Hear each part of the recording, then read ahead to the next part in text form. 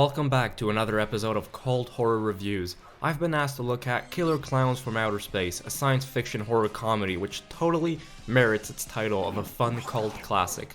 But before we start, if there's a cult horror movie you'd like me to review, just leave a comment down below. And don't forget to like and subscribe to never miss out on another bad movie and cult horror movie review.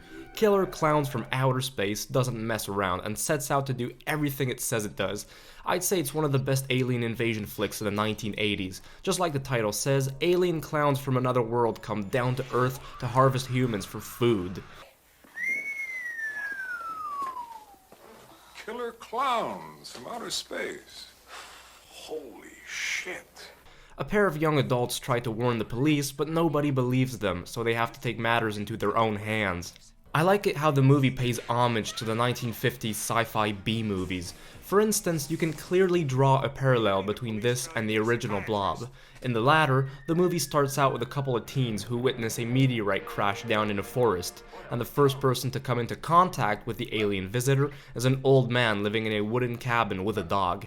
And in Killer Klowns, it's the same thing. But instead of it being a meteorite, it's a circus tent, and that's another thing I enjoyed. There was a lot of creativity which went into this story. For example, the clowns have an array of crazy weapons, like guns which shoot popcorn. They can throw acid pies to make someone decompose. They can make hand puppet shadows which eat their victims. They can punch someone's head clean off. They store bodies inside cotton candy cocoons. This fun craziness makes up for some of the weaker points, the main being the terrible acting. The alien effects look terrific, especially for a movie with a modest budget. The effects were provided by the Chiodo brothers, who also served as the directors. Previously, they were behind the effects for movies like Critters.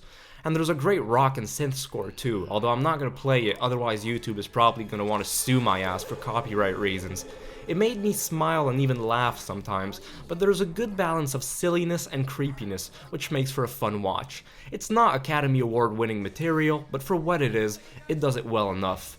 A film with a premise like that could have very easily turned out to be terrible, but here they were able to make it a worthy horror watch. I really enjoyed Killer Klowns from Outer Space. It's stupid, but it works. And I think it's a shame that there weren't ever any sequels, although there has been talk about that for some time now, so let's just keep our fingers crossed. So yes, this was a good cult horror movie.